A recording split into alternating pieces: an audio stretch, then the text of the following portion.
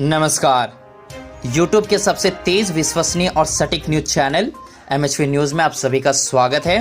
आज 22 अप्रैल बुधवार का दिन है और बिना कोई टाइम वेस्ट किए मैं आपको सीधा ले चलता हूं आज की ताज़ा और बड़ी खबरों के पास। आप देख रहे हैं MHP न्यूज चैनल की ब्रेकिंग न्यूज़। दिल्ली के मुख्यमंत्री अरविंद केजरीवाल ने एक बड़ा ऐलान करते हुए कहा है कि दिल्ली में 200 यूनिट तक मुफ्त बिजली मिलती रहेंगी। इसके अलावा दिल्ली के मुख्यमंत्री अरविंद केजरीवाल ने कहा है कि बिजली पर अन्य सब्सिडी भी जारी रहेगी। इसी के साथ अरविंद केजरीवाल ने कहा है कोरोना संकट के इस दौर में आधी दिल्ली को दिया जाएगा मुफ्त राशन। जी हाँ दोस्तों, अरविंद केजरीवाल ने एक और बड़ा ऐलान करते हुए कहा है दिल्ली में जिन लोगों को कोरोना वायरस की जगह से मौतें हुई हैं उनमें से 80% लोग वह हैं जिनकी उम्र 50 साल से ज़्यादा है। अरविंद केजरीवाल ने कहा है कि हमने 1397 सैंपलों की जांच कराई थी जिनमें से 78 पॉजिटिव पाए गए हैं। उन्होंने बुजुर्गों से अपील की है कि अपना ख्याल रखें।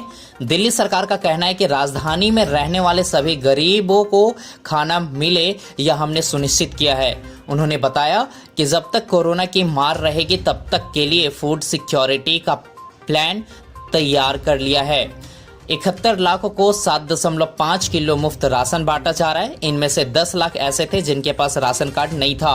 अब 30 लाख और के लिए खाने की व्यवस्था की जा रही है। लगभग 1 करोड़ लोगों को दिल्ली में हम मुफ्त राशन दे रहे हैं। इसी के साथ मैं आपको ले चलता हूं अगली खबर की ओर। देश में कोरोना से मौत का आंकड़ा पहुंचा 600 के पार। वहीं देश में कोरोना संक्रमितों का आंकड़ा 19,000 के करीब पहुंच गया है।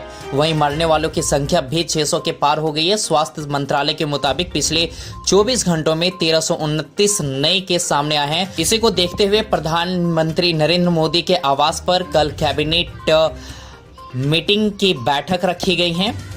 हो सकता है कोरोना संकट पर भी चर्चा करने की उम्मीद जताई जा रही है। इसी के साथ मैं आपको ले चलता हूं अगले न्यूज की ओर। राष्ट्रपति भवन में पहुंची कोरोना की आंच। सफाई कर्मचारी निकला कोविड-19 से संक्रमित। करीब 100 लोगों को किया गया क्वारंटाइन।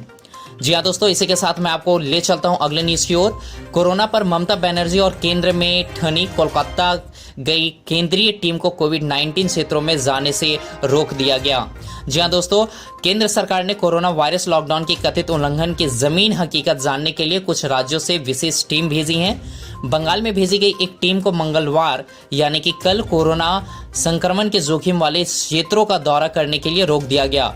बंगाल टीम के एक सदस्य ने मंगलवार को आरोप लगाया कि उन्हें होटल से बाहर जाने की अनुमति नहीं दी गई। इसी के साथ हम बढ़ते हैं अगले न्यूज की ओर। मुंबई में धारावी में कोरोना के 12 नए मरीज आए सामने। पिछले 24 घंटे में एक शख्स की हो चुकी है मौत। वहीं दिल्ली में मीडिया कर्मियों को कोरोना वायरस टेस्ट कराएगी केजरीवाल सरकार। मुंबई में 53 मीडिया कर्मियों के कोरोना वायरस से संक्रमित पाए जाने के बाद केजरीवाल ने यह बड़ा ऐलान किया है।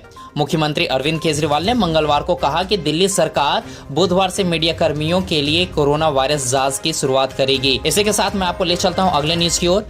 पालघर लिंचिंग मामले में NHRC एक्शन में महाराष्ट्र के DGP को भेजा गया है नोटिस। अधिकारियों ने कहा कि NHRC ने पालघर में 3 लोगों की लिंचिंग के मामले में महाराष्ट्र के पुलिस प्रमुख को नोटिस भेजा है। इस घटना को लेकर शुरू से ही पुलिस पर सवाल उठ रहे हैं।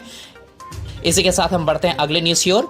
पालघर लिंचिंग पर घिरी उद्धव सरकार। बीजेपी बोली भीड़ में क्या कर रहे थे एनसीपी CPIM के नेता। भीड़ में उद्धव सरकार के सहयोगी राष्ट्रवादी कांग्रेस पार्टी, एनसीपी और कम्युनिस्ट पार्टी ऑफ इंडिया मार्क्सवादी के नेताओं के शामिल होने को लेकर सवाल उठने लगे हैं। इसी के साथ हम बढ़ते हैं अगले न्यूज की ओर। साधुओं की मॉब लिंचिंग के दूसरे दिन भी पुलिस पर पथराव। SDPO को करनी पड़ी थी फायरिंग। मॉब लिंचिंग की घटना के बाद जब 17 अप्रैल को पुलिस टीम आरोपी को गिरफ्तार करने पहुंची तो ग्रामीणों ने फिर से पथराव किया। इस दौरान SDPO जवाहर ने 2 राउंड फायरिंग की और लोगों को तितर-बितर किया। इसी के साथ अगला न्यूज है मुंबई में बढ़ा वायरस का प्रकोप। 53 पत्रकार मिले कोरोना पॉजिटिव। जी हाँ दोस्तों, पिछले हफ्ते गुरुवार और शुक्रवार में को मुंबई की फील्ड में ड्यूटी करने वाले पत्रकार और कैमरामैन की ओर से मुंबई महानगर पालिका बीएमसी के सामने हेल्थ ड्राइव की मांग रखी गई थी, जिसके बाद 171 लोगों का कोरोना टेस्ट हुआ, जिनमें से 53 पत्रकार पॉजिटिव पाए गए हैं। वहीं अगला न्यूज है, कोटा से बच्चों को ले जाने के लिए नीतीश को छोड़कर सभी सीएम तैयार हैं। ममता का भी है यू टर्न।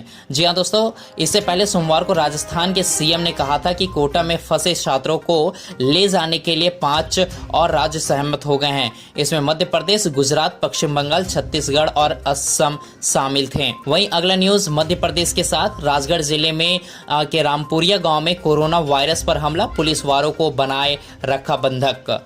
जी हाँ दोस्तों, एमपी कोरोना वायरस के अपडेट के अनुसार से स्थानीय लोगों ने पुलिस की गाड़ी की चाबी तक ले ली। अवैध रूप से शराब बेचे जाने की सूचना पाकर पुलिस की टीम वहां पहुंची थी। वहीं अगला न्यूज है, कोरोना वायरस की जांच के लिए चीन से आई रैपिड टेस्ट किट में है गड़बड़ी, राज्यों ने की शिकायत। जी हाँ दोस्तों, देश में जारी कोरोना वायरस के कहर के बीच 3 राज्यों ने संकेत दिए हैं कि कोविड-19 के जांच के लिए चाइना में बने रैपिड टेस्टिंग किट पूरी तरह से प्रभावी नहीं है। वहीं नोबेल विजेता वैज्ञानिक का दावा है कि इंसानों ने बनाया है कोरोना वायरस।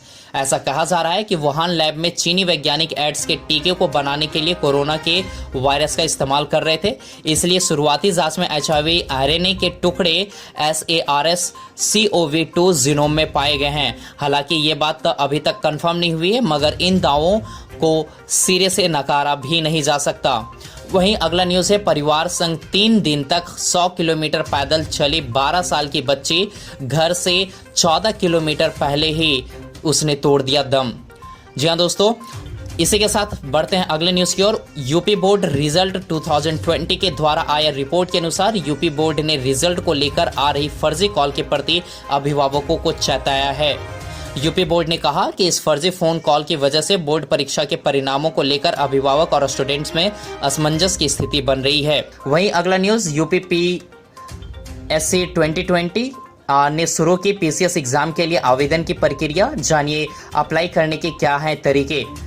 उत्तर प्रदेश लोक सेवा आयोग यूपीपीएससी ने सम्मिलित राज्य परवर अधीनस्थ सेवा PCS एग्जाम और सहायक वन रक्षक ACF range forest officer RFO service exam के लिए 2020 के लिए नोटिस जारी किया है। इसी के साथ हम बढ़ते हैं अगले न्यूज की ओर। अब नहीं होगी PPE की किल्लत, गुरुग्राम की गारमेंट्स कंपनी में हो रहा है उत्पादन। जी हाँ दोस्तों, कंपनी के 3 अलग अलग फैब्रिक के sample south Indian textile research association में कोयम्बटूर लैब भेजे थे।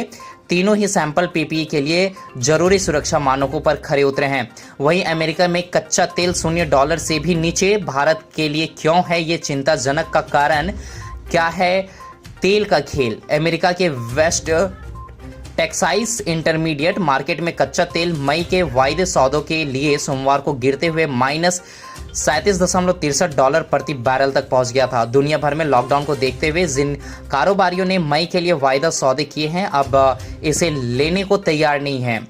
वहीं हम बढ़ते हैं इसी के साथ अगले न्यूज़ की ओर। कोरोना इन्फेक्टेड चीन को बाय बोलने वाली है 1000 कंपनियां, 300 भारत में आने को तैयार हैं।